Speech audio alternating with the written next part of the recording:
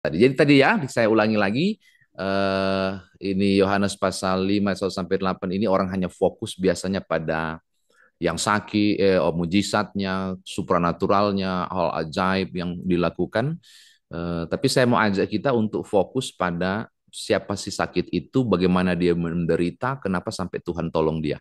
Itu yang mau diajak pada kesempatan saat ini. Nah, bicara soal kolam Bethesda, ada beberapa penjelasan untuk Bapak Ibu lihat di layar. Saya sudah tidak akan menjelaskan lagi. Kolam Bethesda itu dalam bahasa Ibrani yang seperti sampaikan tadi berarti rumah kemurahan atau rumah belas kasihan, sangat diinginkan untuk dapat belas kasihan dari semua orang yang sakit. Kalau dihubungkan dengan bahasa Aram berarti rumah yang membuat orang dipermalukan karena memang yang sakit dipertontonkan di situ karena kondisi sakitnya. Bermohon supaya memungkinkan untuk sembuh sehingga ini juga disebut dengan rumah belas kasihan. Dia punya ukuran 100 meter kali 60 kali 7 meter, cukup luas kolam ini dan bisa dibayangkan berapa banyak orang di sekitar situ. Nah, Bapak Ibu, disebut mujizat karena di ayat yang keempat katanya digoncangkan oleh malaikat dan orang akan sembuh. Catatan pentingnya cuma boleh orang pertama yang duluan, orang yang kedua enggak, orang yang ketiga enggak. Dan kemungkinan besar bahwa si sakit ini sedang ada dalam kondisi mungkin lumpuh karena kalimat bangunlah, angkatlah tilammu dan berjalanlah. Tapi pastinya dia sakit apa, Yohanes tidak menyebutkan. Yang pasti yang akan mengejutkan kita adalah dia 40 tahun, hampir 40 tahun atau 38 tahun menderita. Jadi tolong bayangkan dia lagi nunggu-nunggu sekian tahun nih. Tapi setiap kali goncangan terjadi, hanya satu yang sembuh. Jadi sekian tahun dia mengalami kondisi seperti itu, sekian banyak orang mengalami kondisi kecewa karena cuma boleh satu. Jadi Satu. bisa membayangkan, wow ini persoalan yang besar, yang digumuli, harapan tapi tipis-tipis harapannya. Kayaknya seperti itu kisah ini. Oke, nah kalau kita mau dekati lebih jauh tentang orang ini, kita juga cari tahu kenapa sampai dia disembuhkan. Dan ini saya minta Bapak Ibu lihat ayat yang keenam ya. Di terjemahan baru edisi kedua, ketika Yesus melihat orang itu berbaring ya yang berbaring di situ dan karena ia tahu bahwa ia telah lama dalam keadaan itu, berkatalah ia kepadanya, maukah engkau sembuh? Jadi alasan mengapa Tuhan Yesus pilih dia dan bukan pilih yang lain, ternyata dari sekian banyak orang dia paling lama. Berapa lama? 38 tahun, hampir 40 tahun. Dan tolong garis bawahi kata dalam keadaan itu. Dalam keadaan itu. Makanya sebentar kita akan cari tahu keadaan apa itu. Lalu dia bilang begini, tidak ada yang menurunkan aku. Berarti dalam keadaan itu 38 tahun dia tidak ditolong orang. Dua alasan inilah yang membuat kemudian Tuhan Yesus memilih orang ini dan bukan memilih yang lain. Kita harus selidiki kalimat lama dalam keadaan itu. Lihat yang warna hijau yang sekarang saya jadikan biru. Lama dalam keadaan itu. Ternyata kondisi itu yang membuat Tuhan Yesus tertarik. Yang membuat Tuhan Yesus mau cari dia, menjumpai dia dan tanya, maukah engkau sembuh? Mari kita lihat keadaan apa itu. Yang pertama Bapak Ibu, 38 tahun itu waktu yang lama. Silakan bayangkan, saya tidak tahu adakah Bapak Ibu yang mengalami atau merawat orang sakit puluhan tahun. Nah, ini 38 tahun, hampir 40 tahun. Sakitnya tidak kunjung sembuh. Ia bisa saja mengalami kekecewaan yang sangat dalam karena 38 tahun dalam kondisi seperti itu. Lama sekali dia berada pada titik terpuruk. Itu akan membuat dia kehilangan kesabaran, satu, tapi juga yang paling penting, dia akan kehilangan harapan. Orang yang dicekoki dengan kondisi yang sama, terbiar di situ, orang itu pasti akan kehilangan harapan. Angka 38 ini menunjukkan pada keputusasaan, kelelahan jiwa. Di mana engkau? Kenapa orang lain? Kenapa bukan saya? Dia menanggung kondisi menyedihkan di kurun waktu yang lama. Nah, menurut saya, dia ada di situasi yang buntu. Dia sedang mengalami stagnasi. Itu yang sedang dilihat Tuhan Yesus. Dalam keadaan itu yang dimaksud poin pertama, itu yang dilihat. Dia mengalami beban berulang, bertahun, berpuluh tahun di kondisi stagnan seperti itu. Ternyata itu yang dilihat oleh Tuhan Yesus, bagian yang pertama. Yang berikut Bapak Ibu, tilam itu bukan hanya berarti tikar saja. Selama 38 tahun dia berada di tilam itu, di situ dia berbaring, di situ menjadi tempat dia beraktivitas, di situ dia mengalami penderitaan, di situ dia melanjutkan kehidupan yang penuh derita.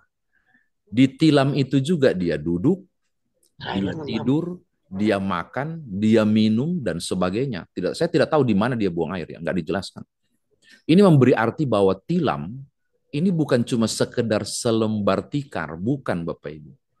Tapi tilam bagi si orang yang 38 atau hampir 40 tahun ini sakit, itu sebenarnya seperti rumahnya sendiri.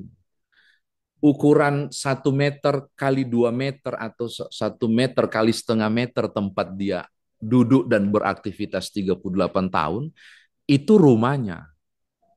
Tilam itu tempat tinggal. Ketika saudara bicara soal 38 tahun di tilam, itu tempat dia beraktivitas. Itu rumah, itu tempat dia tinggal.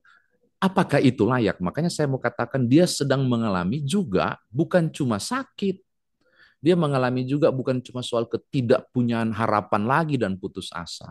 Poin kedua mau bicara bahwa dia ada dalam kondisi homeless.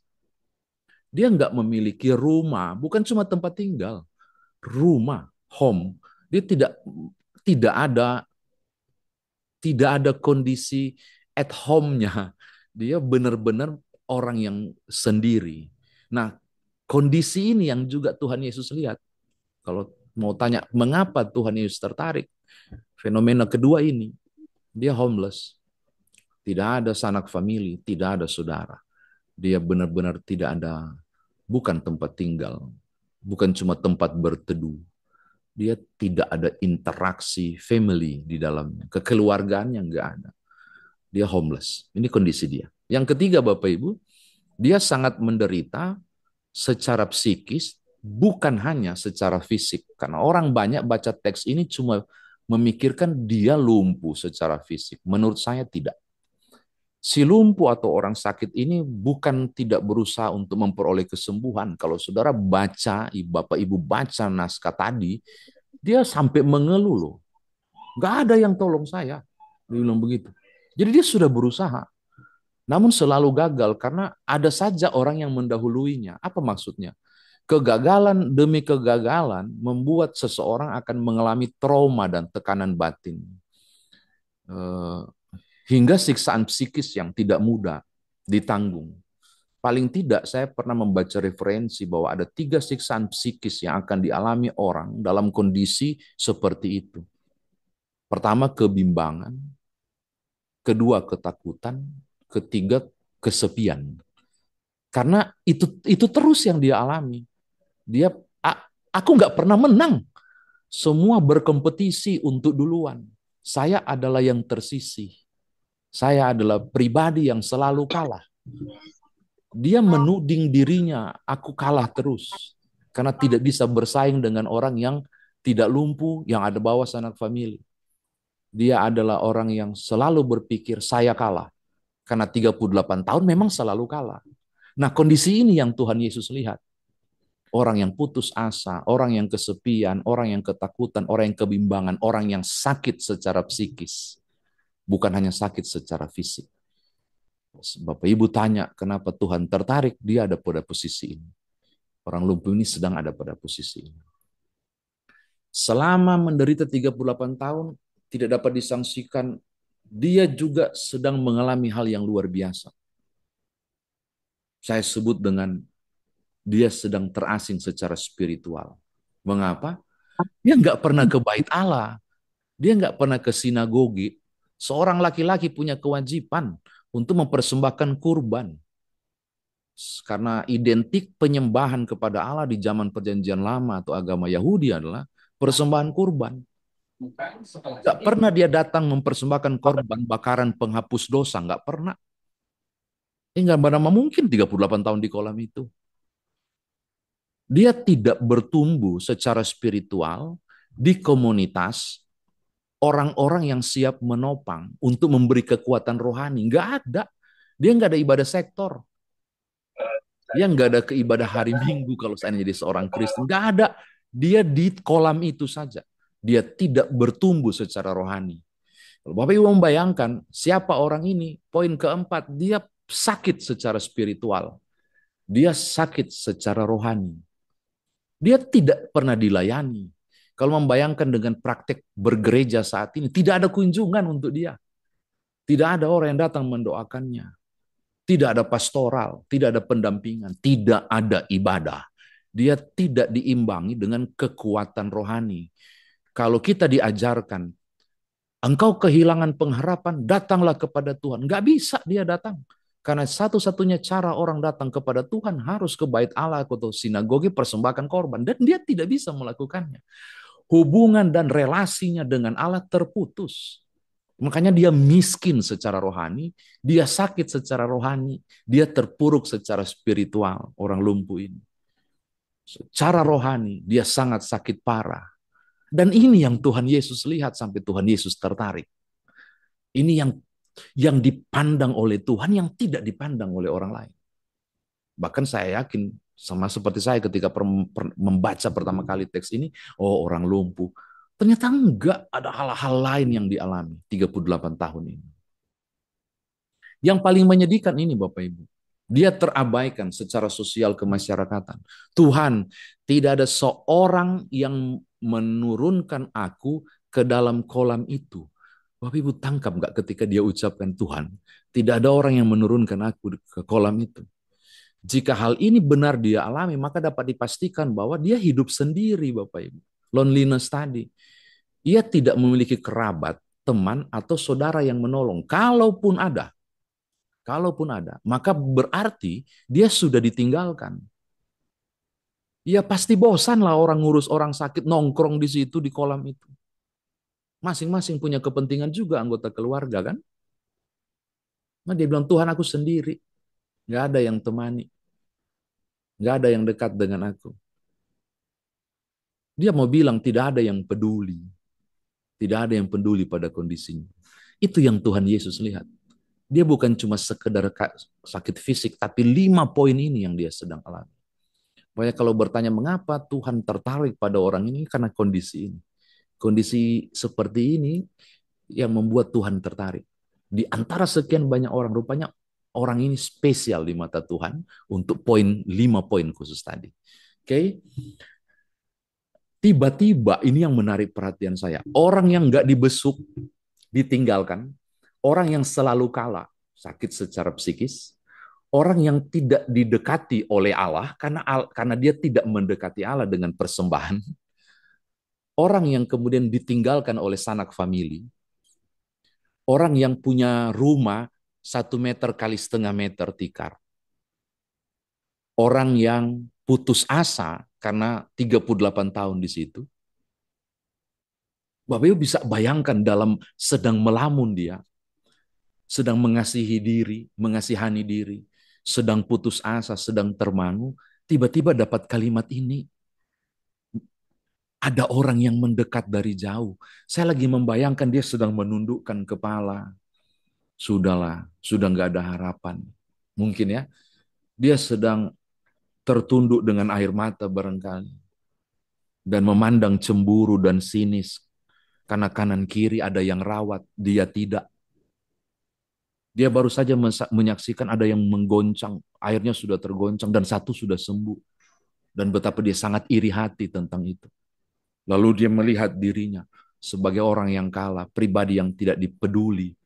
Lalu saya membayangkan secara visual nih, aku coba bayangkan dan mengajak Bapak Ibu membayangkan kondisi ini. Tiba-tiba ada tangan yang hangat menyentuh pundaknya. Tidak memperkenalkan diri.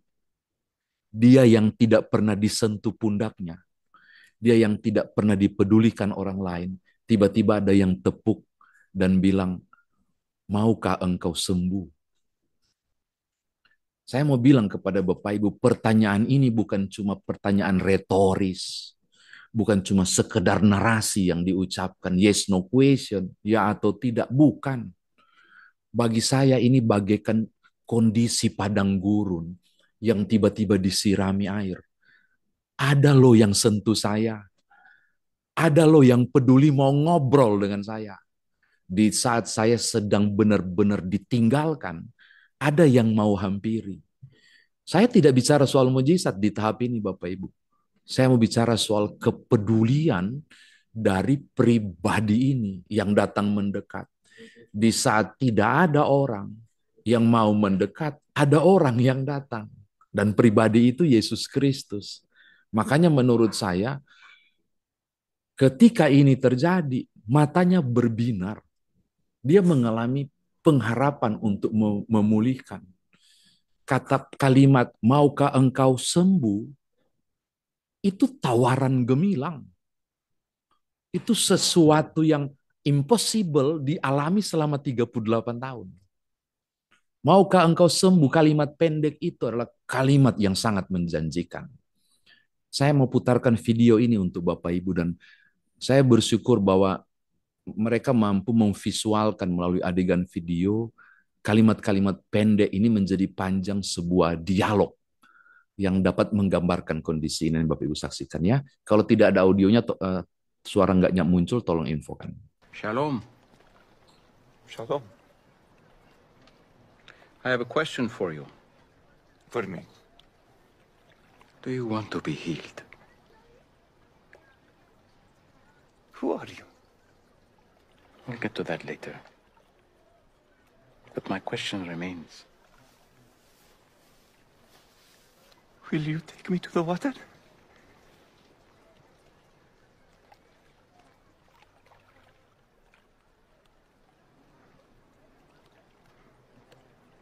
Look, I'm having a really bad day. You've been having a bad day for a long time.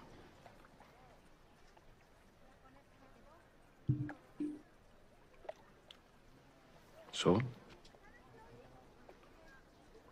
Sir, I have no one to help me into the water when it's stirred up. And when I do get close, the others step down in front of me. And so...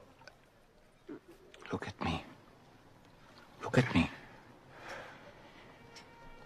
That's not what I asked. I'm not asking you about who's helping you, or who's not helping, or who's getting in your way. I'm asking about you.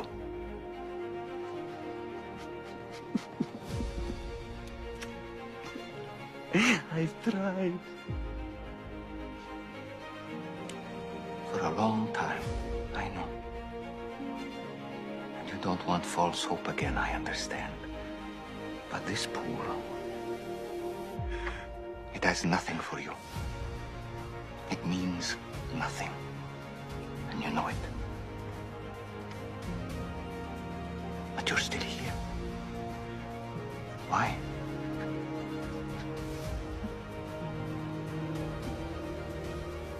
I don't know. You don't need this pool. You only need me.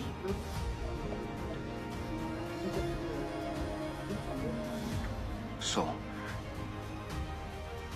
do you want to be healed?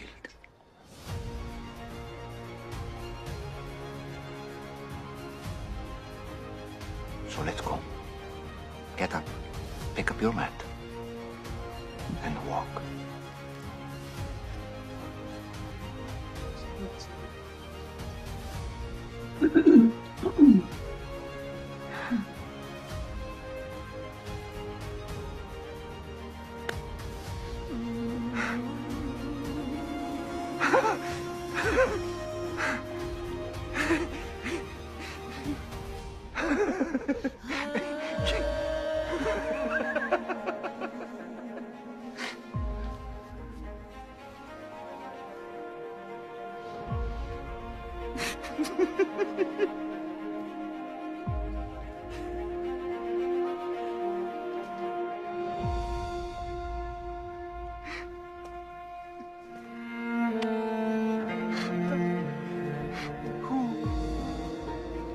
free to walk, like he said. Don't forget your bed.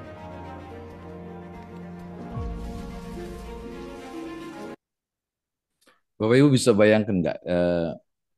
Saya senang banget karena ini dinarasikan dengan dialog dan mendukung penyataan saya tadi. 38 tahun dia kalah-kalah terus, Tuhan Yesus tanya, dia melalui hasil interpretasi ya untuk jadi film. Lu udah kalah terus, lu nggak bisa dapat kesembuhan di situ, nggak ada yang tolong. Terus ngapain lu masih di sini? Saya nggak tahu, dia jawab begitu. Tahu nggak? Orang yang biasa kalah 38 tahun, nggak bisa beranjak lagi dari situ. Dia hopeless, dia sudah terima kondisinya. Semakin sering dicekoki dengan kekalahan, maka mentalitasnya adalah kalah. Semakin sering dicekoki dengan kepedihan, mentalitasnya pedih untuk dia, dan dia terima itu, dan tidak bisa berdiri untuk keluar lagi. Makanya ditanya, sudah tahu kau kalah di situ, udah nggak bisa sembuh, ngapain masih di situ? Dia nggak bisa jawab, saya nggak tahu. Karena memang saya di sini terus. Ya saya merasa saya harus di sini saja. Dan bukan kolam itu yang dia butuh. Yang kau butuh aku. Wow, keren banget. Makanya pertanyaannya Bapak Ibu menarik.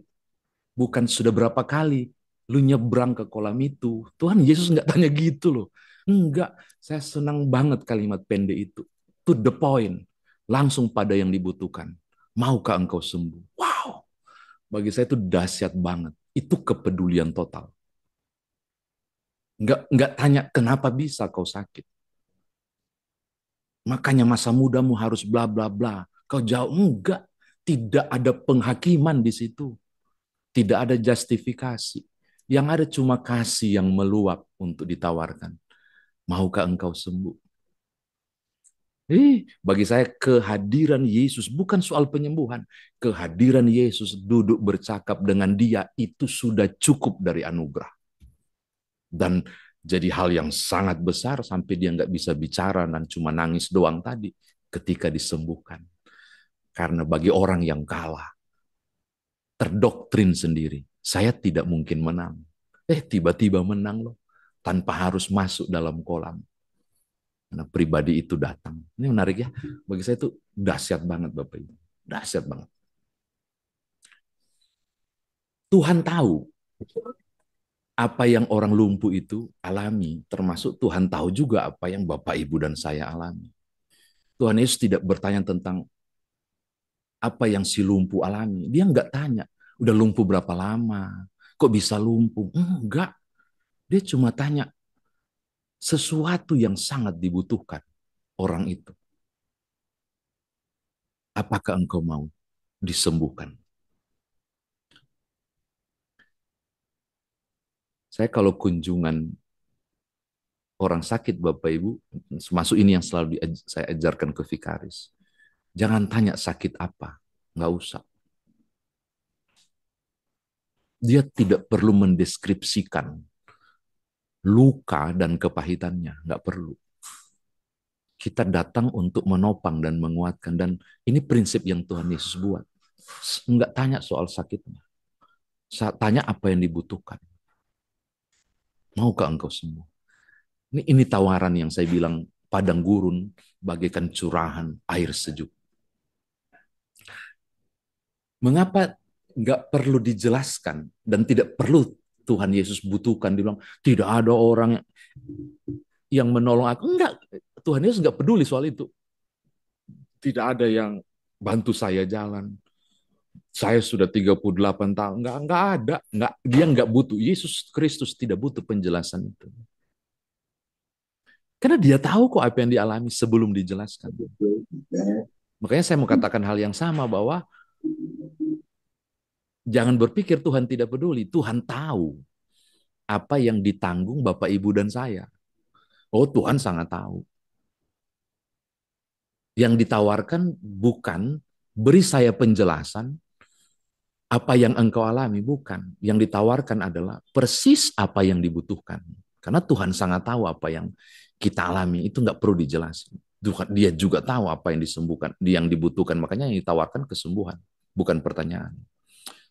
Yang engkau butuhkan dari Tuhan itu bukan apa yang aku alami Tuhan. Ini loh yang enggak, bukan itu. Yang paling dibutuhkan adalah cuma satu. Aku butuh engkau. Saya pedih, saya hancur, saya luka, saya menderita. Nggak usah diomongin. Tuhan tahu.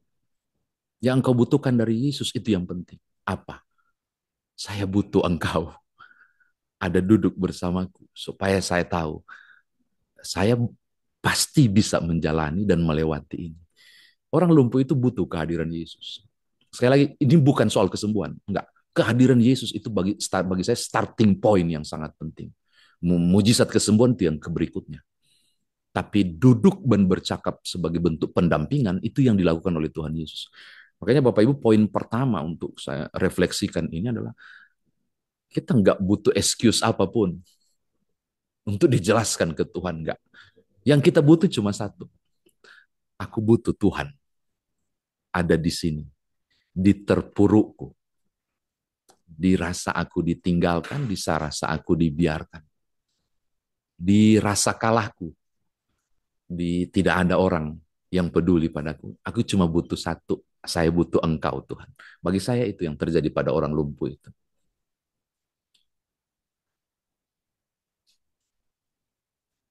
Yang berikut, kalau kita tahu bahwa kita butuh Tuhan, saya kasih balik. Tuhan juga tahu apa yang kita alami dan kita butuhkan. Saya ambil contoh Bapak Ibu, mohon maaf kalau mengorek luka, duka lama Bapak Ibu. Siapapun yang pernah kehilangan suami, istri, anak-anak, orang pasti banyak tahu Bapak Ibu sedang berduka, itu doang. Orang tahu bahwa Bapak Ibu, oh dia sedang kedukaan, kesian. Dia sedang berduka. Tapi saya mau kasih tahu, mereka tidak pernah tahu seberapa dalam rasa kehilangan saudara. Mereka nggak tahu. Mereka tidak pernah tahu seberapa sering engkau tersudut di ujung tempat tidur nangis sendiri. Orang nggak tahu. Yang mereka tahu Bapak Ibu berduka. Mereka nggak pernah tahu ketika Bapak Ibu buka lemari di kamar anak yang meninggal misalnya, atau suami atau istri. Tiba-tiba hanya terpaku, terdiam, bahkan sampai bukan lagi bermenit-menit tapi berjam-jam untuk perhatikan lemari itu nggak berubah. Pakaian terakhir yang dia pakai apa. Itu nggak ada yang tahu. Orang cuma tahu Bapak Ibu dan saya berduka. Tapi mereka tidak pernah tahu luka yang menganga itu separah apa dan seberdarah bagaimana. Orang cuma tahu Bapak Ibu berduka, mereka tidak tahu rasa rindumu pada mendiang yang sudah Tuhan panggil itu. Sakitnya kayak apa ketika rindunya amat sangat. Saya mau kasih tahu bahwa rasa-rasa yang orang tidak tahu, kondisi-kondisi yang orang nggak tahu, yang mereka tahu cuma bungkusnya doang. Bagian dalam tidak ada yang tahu. Saya mau kasih tahu, Tuhan Yesus tahu. Dia sangat mengerti. Dia rasa tanggungan itu. Kalau enggak, dia enggak akan jalan ke kolam Siloam dan tawarkan maukah engkau sembuh. Saya mau katakan hal yang sama ini juga pada konteks kekinian kita. Kalau Bapak Ibu merasa tidak ada yang tahu, aku menanggung sendiri, dengarkan. Tuhanmu peduli. Dia tahu. Maka yang kita butuh cuma satu. Aku butuh Yesus. Saya dan saudara butuh orang yang peduli itu. Dan pribadi itu cuma satu. Nggak ada yang lain. Pasangan terdekat sekalipun, serumah dan saudara sekalipun. Saya mau bilang tingkat kepeduliannya ada satu pribadi yang lebih tinggi. Yang sangat tahu hal-hal yang tidak engkau ceritakan pada orang lain. Tentang tanggungan yang tidak bisa di-share ke publik. Rasa yang tidak mungkin diucapkan pada suami atau istri atau anak-anak sekalipun tentang satu kepahitan. Aku mau bilang Tuhan tahu. Makanya yang kita butuh bukan orang lain. Kita butuh Tuhan Yesus. Kemarin hari Minggu saya baru berkhotbah soal sayang banget banyak orang yang berbagi kesusahannya di Facebook, di media sosial. Bukan masuk kamar dan bilang, Tuhan aku butuh engkau. Kalau orang lumpuh itu kau datangi, saya tolong datangi juga dan jenguk saya. Makanya Kidung Jumat 26 itu saya suka banget. Mampirlah dengar doaku. Minta Tuhan datang. Jangan biarkan aku sendiri. Karena memang Tuhan tidak mau membiarkan orang sendiri. Fenomena orang lumpuh ini bagi saya kepedulian amat dahsyat dari pribadi Agung.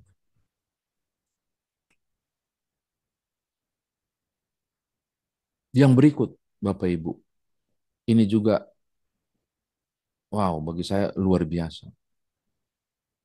Kalau pertanyaan tadi, apakah benar Allah itu peduli sampai tema kita kasih tanda tanya, saya mau bilang keadaan si lumpuh dengan berbagai derita yang tak terlihat mata manusia, yang tadi saya bilang dilihat oleh Tuhan Yesus, mau menunjuk pada kabar baik juga bagi kita, bahwa memilih si lumpuh itu bukan kebetulan.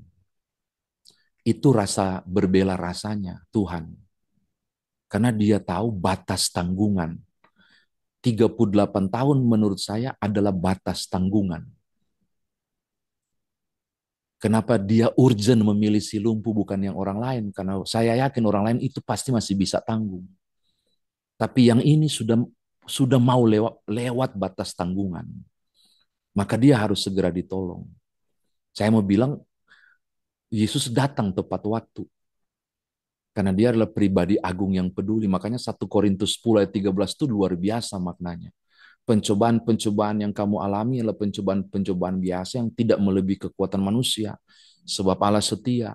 Dan karena itu ia tidak akan membiarkan kamu dicobai melampaui kekuatan. Lewat dari batas itu dia hadir. Nah, bagi saya si lumpuh itu 38 tahun udah ujung batas. Kalau enggak, Tuhan enggak akan datang untuk menguatkan. Jadi efek positifnya adalah kalau Bapak Ibu saat ini masih terus menanggungnya, saya yakin menurut 1 Korintus 13, berarti Tuhan pandang engkau masih sanggup. Jangan bilang nggak sanggup. Berarti Tuhan masih mempercayakan tanggungan ini untuk engkau pikul. Pada momen tertentu, di titik nadir, engkau tidak sanggup. Tuhanmu tidak pernah terlambat. Ada timing khusus untuk dia datang. Terakhir, Prof, dari saya tambahan ini, Prof. Pada kondisi jadi memang main di market access sebenarnya ada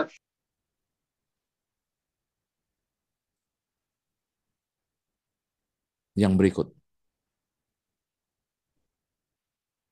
Karena dia adalah yang peduli, maka saya mau bilang begini, keprihatinan Yesus terhadap derita ini bagi saya menghadirkan kesembuhan total. Tadi di awal dia disebut dia sakit fisik, dia sakit psikis. Bukan itu saja, dia disembuhkan ke hal-hal yang spiritual. Mengapa? Karena kalau kita baca lebih jauh, ada peristiwa besar yang tidak kita baca di ayat 10 sampai ayat yang ke-18. Momen yang luar biasa. Yesus mendekati dan menguatkan dan menopang. Kita temukan bahwa cinta kasihnya yang memulihkan. Sampai di ayat 14, pas dia pergi ke bait Allah, dia berjumpa lagi dengan Tuhan Yesus.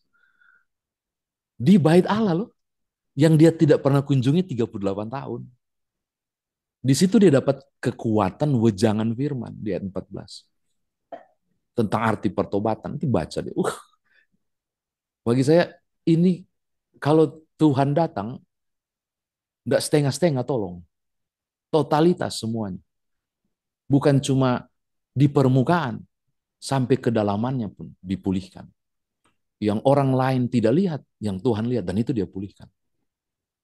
Maka lagi-lagi saya mau bilang, kita butuh pribadi ini. Dia datang tepat waktu. Dia adalah pribadi yang peduli. Nggak bisa bilang, apakah benar Tuhanku peduli? Dengarkan, dia peduli. Dia sangat peduli. Berapa banyak orang yang di kolam itu menanti goncangan malaikat? Pasti banyak kan? Tapi yang menarik perhatian saya adalah, mengapa nggak ada yang tolong yang 38 tahun ini? Bahkan di dekat peristiwa kolam itu ada ahli-ahli Taurat loh, yang tidak sedang sakit kan? Tapi kenapa si lumpuh bilang tidak ada yang mau nolong saya? Ya karena yang sehat pun nggak nolong. Mengapa? Tiap orang punya kepentingan. Kompetisi, persaingan. Dan bagi saya itu hal yang terjadi di dunia sekarang juga. Semakin banyak kepentingan akan semakin menggerus kepedulian. Makanya di klimaks terakhir materi ini mau bilang juga, kalau Bapak Ibu meyakini bahwa Allah itu peduli, kita juga mestinya peduli bagi orang lain. Filipi 2:4 bilang jangan cuma kepentingan kita. tapi kepentingan orang lain juga. Kalau Bapak Ibu merasa bahwa aku sangat dipedulikan Allah, sudah saatnya kita juga belajar peduli bagi orang lain. Kisah orang Samaria yang murah hati kan bagi saya itu tamparan yang cukup kuat. Karena bagaimana mungkin saya mengasihi Allah yang tidak kelihatan. Saya bisa mengasihi, mau berkata bahwa aku mengasihi Allah yang tidak kelihatan, tapi sesamaku yang kelihatan tidak saya kasihi. Ini konteksnya. Jadi bagi saya, hal anti klimaksnya adalah, klimaksnya itu Allah peduli, anti klimaksnya kita gimana? Mau nggak kita belajar peduli? Jadi siapapun Bapak Ibu yang ada di tempat ini mungkin ada di kondisi yang sulit, di kondisi yang hopeless, di kondisi 38 tahun dalam tanda kutip, dengarkan, Tuhanmu peduli. Dia tahu keluh kesah, dia tahu. Dia mengerti kekuatan dan batas mana kemampuan Bapak Ibu untuk berjuang. Tapi di atas segala sesuatu, jadilah juga alat di mana kita menjadi perpanjangan tangan Tuhan untuk memulihkan dan meneguhkan. Saya kira itu garis besar untuk kita saat ini. Saya kembalikan ke Ibu Emi jika ada yang mau sharing. Ini lebih tepat materi ini di-share. Ya, berbagi pengalaman Bapak Ibu. Berbagi tentang, iya ya kelihatannya Tuhan berdiam, tapi sebenarnya enggak loh. Saya punya kekuatan ekstra untuk menghadapi ini. Barangkali masalahku memang kelihatan belum selesai, tapi anehnya saya punya cara baru untuk memandang persoalan. Itu hal-hal yang tidak terlihat, yang sebenarnya Tuhan kerjakan untuk Bapak Ibu. Ibu Emi saya kembalikan, silakan. Terima kasih banyak Pak Pendeta Nyoman. Bapak Ibu, sahabat Metanoia, 45 menit Pak Pendeta Nyoman sudah memberikan kita pencerahan yang luar biasa. Banyak hal yang sudah kita dengar dan mungkin bertanya-tanya dan mungkin juga Bapak Ibu ingin berbagi pengalaman iman. Di sesi berikut ini saya akan berikan kesempatan untuk sharing pengalaman iman atau ingin memperdalam yang sudah Pak Pendeta Nyoman sampaikan. Terima kasih banyak Pak Pendeta.